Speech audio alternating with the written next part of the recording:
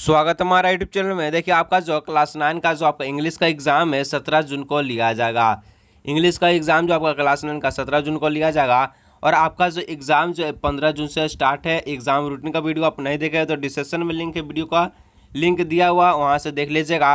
और आज के इस वीडियो में देखेंगे जो आपका क्लास 9 का सब्जेक्ट इंग्लिश का मॉडल क्वेश्चन पेपर सेट 3 देखने वाले हैं, जो आपका जो डायरेक्ट 17 जून को एग्ज़ाम में पूछा जाएगा। इसलिए वीडियो पर अंत तक बने रहिएगा और अपने सभी दोस्तों के साथ इस वीडियो को जरूर शेयर कीजिएगा। और चैनल पर पहली बार आए तो चैनल को सब्सक्राइब करके साथ ही बेल आइकन को प्रेस कर नोटिफिकेशन को ऑन कर दीजिएगा।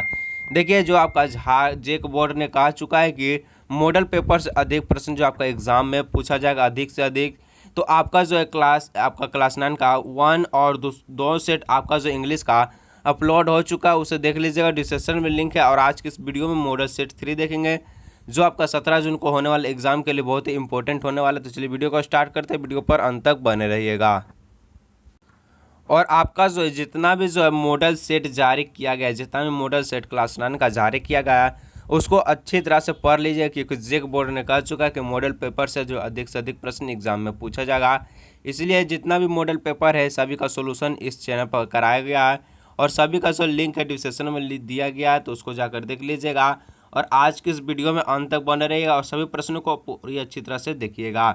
तो सबसे पहले आपको जो है सेक्शन ए में जो है रीडिंग है 10 मार्क्स का जो है जो पैसेज दिया गया है पर्सनैलिटी पे, तो इसको बाद में पढ़िएगा। आप पढ़ लीजिएगा। मॉडल सेट आपका पास PDF है तो नहीं है तो कमेंट में बता दीजिएगा, उसका जो लिंक मैं भेज दूंगा। सीधा इसका हम लोग क्वेश्चन आंसर की तरफ चलते हैं। तो देखिए आपका जो पैसेज के अनुसार जो आपका पहला प्रश्न पूछता है कि व्हाट इज पंचुअलिटी, मतलब पंचुअलिटी क्या है। तो आंसर क्या हो जाएगा आपका, पंचुअलिटी इज एन एटिक्यूट which encouraged us to complete our work on time. मतलब पंचुअलिटी एक शिष्टाचार है जो हमें अपने समय पर जो है काम को प्रोत्साहित करती है, इसी को कहते हैं पंचुअलिटी। तो इसको नोट करिए। बढ़ते हैं नेक्स्ट प्रश्न की ओर।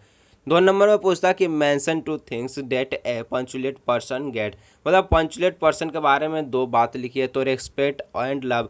जो पंचुलेट पर्सन रहते हैं तो उन्हें क्या मिलता है, रेस्पेक्ट आदर मिलता है और प्यार मिलता है। तो इसको नोट करिए। बढ़ते हैं 3 नंबर प्रश्न की ओर। तो 3 नंबर का प्रश्न पूछता है कि according to the passage what should be responsibility of the person. मतलब जो पैसेज के अनुसार क्या रेस्पॉन्स बनता है पेरेंट्स को यानी गार्जियन को। तो all the parents have responsibility to hire their children in developing punctuality. मतलब जो है जितना भी पेरेंट्स है वो अपने बच्चों के रेस्पॉन्सिबिलिटी के माध्यम से क्या है यानी जो उन्हें डेवलप करे पंचुअलिटी पर। ठीक है। तो आगे देखिए 4 नंबर का प्रश्न पूछता है कि हु बिकम रोल मॉडल। तो रोल मॉडल जो है क्या है, तो रोल मॉडल क्या है, तो punctual and successful people become the role model. जो पंचुअल है और सक्सेसफुल यानी सफलता पूर्वक आदमी जो वह रोल मॉडल होता है। उसके बाद देखिए नेक्स्ट प्रश्न पूछता 5 नंबर का कि who can not gate success in life. मतलब जो है वो कौन अपने जीवन में सफलता नहीं प्राप्त कर पाता है। तो people who waste their time and do not understand the important of punctuality can never get success in their life. मतलब जो वह व्यक्ति जो है जो टाइम को वेस्ट करता है और वो समझ नहीं पाता है क्या है पंचुअलिटी का महत्व को समझ नहीं पाता है, वही व्यक्ति जो अपने जीवन में कभी सफलता प्राप्त नहीं कर पाता है। इसी के बारे में 5 नंबर का क्वेश्चन में पूछा था। ठीक है। उसके बाद देखेंगे हम लोग नेक्स्ट प्रश्न 6 नंबर की और। देखिए जितना भी बता रहे हैं सभी को नोट करिए और अच्छी तरह से समझिए और एग्जाम में गर्दा मचा कर आइए।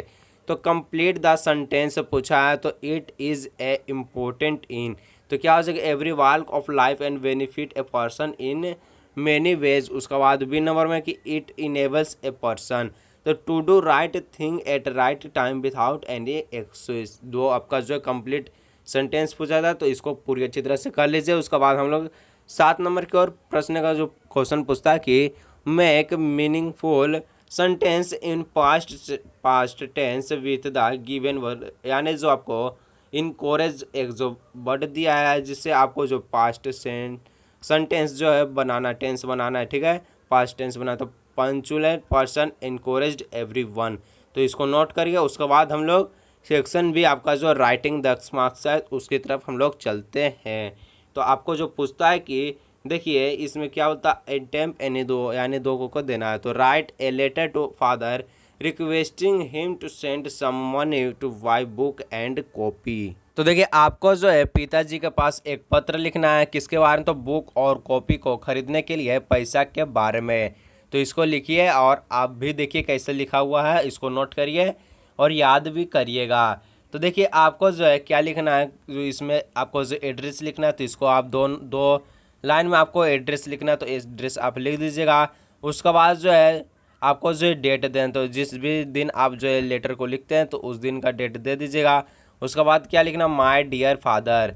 तो उसके बाद I am fine here and hope you are also fine there, मतलब मैं यहाँ पर अच्छा हूँ, क्या आप भी वहाँ पर अच्छे हो। तो उसके बाद क्या कि माई स्टडी इज जो है going well but and I hope I will secure good score in board examination, मतलब जो मेरा पढ़ाई जो बहुत ही अच्छी तरह से चल रहा है और आई होप कि जो मैं जो है लगन के साथ पढ़ाई कर रहा हूँ ताकि मेरा जो बोर्ड एग्ज़ाम में जो अच्छे नंबर आ सके, स्कोर प्राप्त हो सके।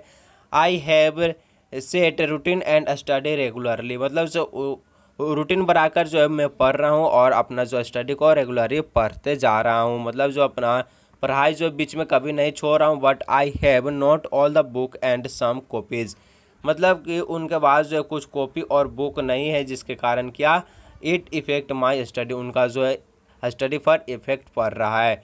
सो kindly request you to send me 2000 यानी जो आपका 2000 हैज़ सून एज पॉसिबल, मतलब कि उनको जो है कॉपी खरीदने के लिए मतलब कॉपी खरीदने और बुक खरीदने के लिए 2000 रुपये का जो है नम्र निवेदन किया कि पिताजी मुझे 2000 रुपये जो आप भेज दीजिए, so that I can buy all book and copy, जिससे मैं अपना जो है ऑल बुक और कॉपी को खरीद सकूं। उसके बाद देखिए आपको जो है यहाँ पर प्लीज़ लिखना, ठीक है, इसको नहीं लिखिए, यहाँ पर आपको प्लीज़ लिखना। Please say hello to my mother and give to brother, यानी लव गिव टू, यहाँ लव छूट गया तो लव गिव टू ब्रदर, इसको नोट कर लीजिएगा।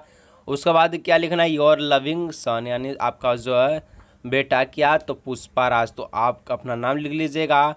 और अगले बढ़ते हैं हम लोग नेक्स्ट प्रश्न की और। तो आपका 9 नंबर का प्रश्न पूछता है कि write an application to the principal of your school requesting him to grant leave for 3 days, मतलब जो आपको जो प्रिंसिपल के पास एक जो अप्लीकेशन लिखना है जिसमें रिक्वेस्ट करते हुए आपको जो 3 दिनों को छुट्टी प्राप्त करना यानी मांगना है। तो कैसे करोगे, तो इसको वीडियो में आज देखिए और आप भी नोट करिए और समझिए।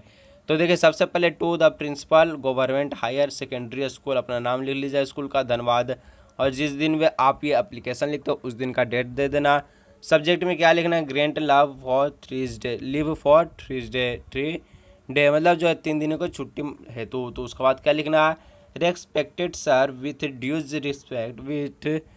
रिस्पेक्ट आई वांट टू, यहाँ से लिख दीजिए I want to say that I have been suffering from fever and for the last 3 days, मतलब जो है रिस्पेक्ट के साथ आपको जो है सर को कहना, प्रिंसिपल सर को, कि देखिए आज मैं आपसे कुछ कहना चाहता हूँ कि मैं जो है बुखार यानी फीवर के कारण जो है लास्ट 3 दिन स्कूल में अब जो है अनुपस्थिति रहा यानी जो एब्सेंट रहा। So doctor has suggested me take a bed rest, यानी जो है डॉक्टर क्या सजेस्ट दिया, सलाह दिया है कि मुझे जो बेड रेस्ट करना यानी जो है बेड पे रेस्ट करना है।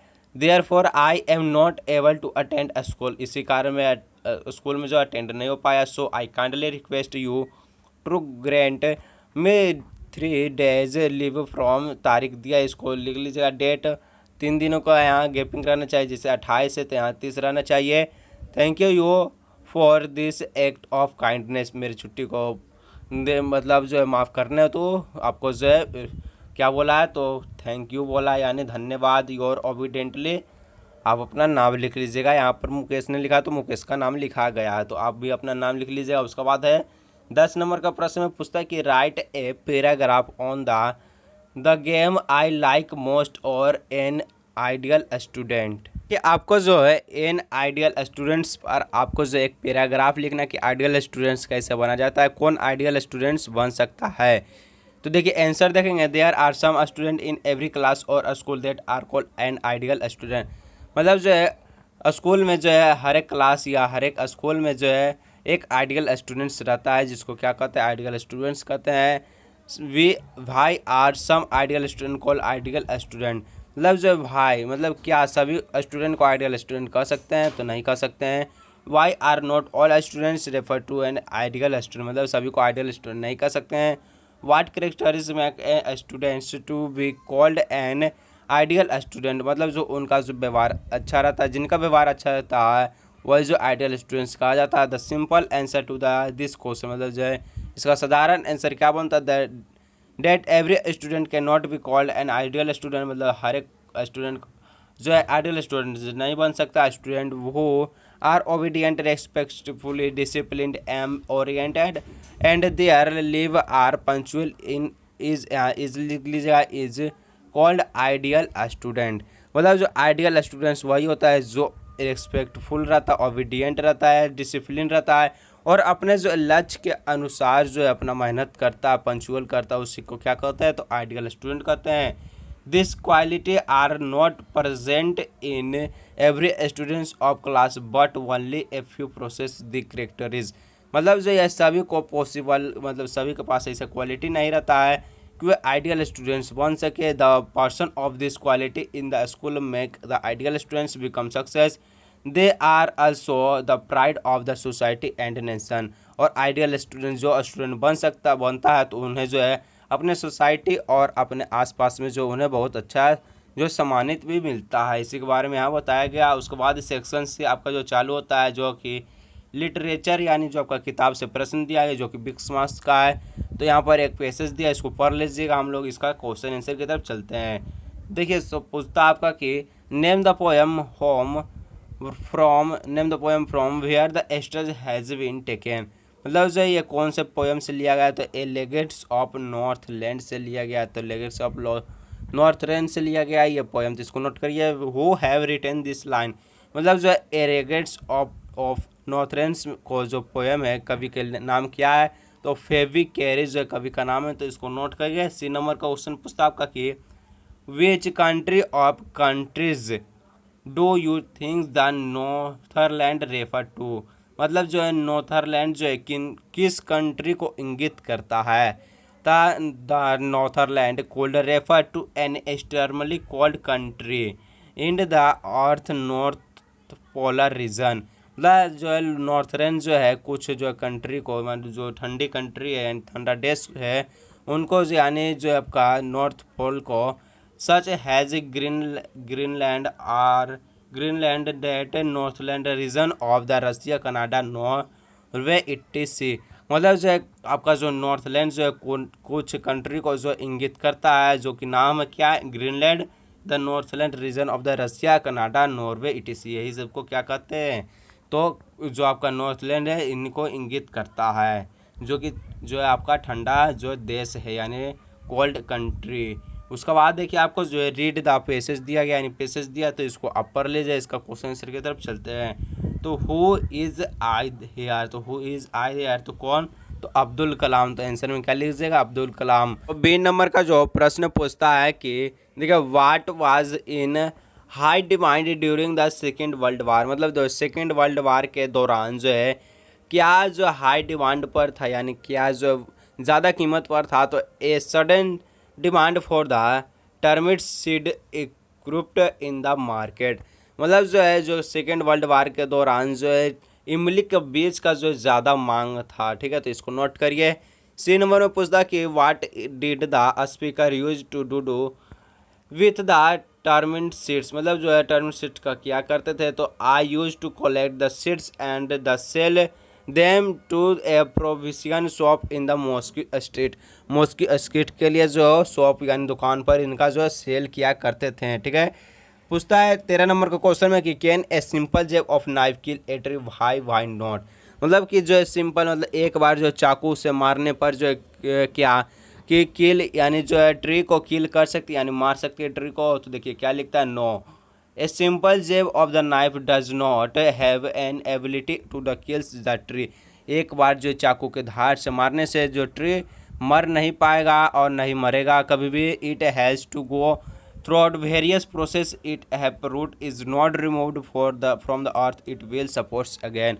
मतलब जो है जब तक पेड़ को जड़ से नहीं हटाया जाता बार बार जो है सपोर्ट करेगा जड़ क्या पेड़ को आगे बढ़ाने के लिए। तो जब तक पेड़ को जड़ से नहीं मिटाया जाता तब तक पेड़ जो है नहीं मरेगा। तो उसके बाद देखिए 14 नंबर का प्रश्न पूछता है कि how does the poet suggest that all the people on the earth are same. मतलब जो पोएट जो है क्या सलाह देते हैं कि क्या सजेस्ट करते हैं कि जो पीपल जितना भी पीपल है धरती पर वो एक समान है। The poet suggest that all the people on the earth are same has of has breath and live in the same way. मतलब जो जितना भी जो पीपल है अर्थ पर रहने वाले सभी जो है सांस और जो है एक ही धरती पर रहते हैं, एक ही धरती पर सांस और अपने जीवन को एक ही धरती पर जो है देखते हैं और जो रहते हैं। तो when we will die we will we burn under the same earth. मतलब जो जब भी जो है मर जाते हैं तो किसी को जला दिया जाता है तो किसी को ज़मीन के अंदर जो है दफना दिया जाता है। All share the air water and warmth of the sun equally to the survive. मतलब सभी को जो है बराबर हकदार में हवा वायु और पानी जो है सूर्य का प्रकाश जो है प्राप्त है। Each ones of the earth पर first time of the peace are suffer when it is war. इसी के बारे में यहाँ पर बताया गया। उसके बाद हम लोग देखेंगे नेक्स्ट 15 नंबर के प्रश्न की ओर। तो देखिए पूछता कि why did Einstein write a letter to the Franklin Roosevelt.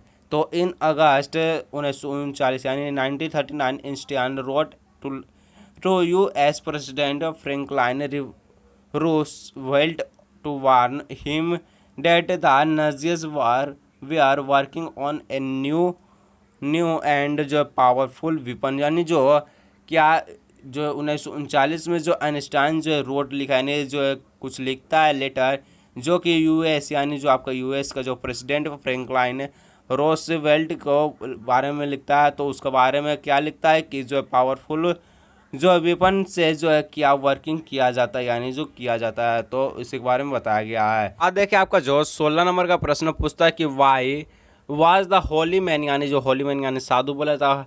तो Holi man who gave Santosh mother his blessing surprised.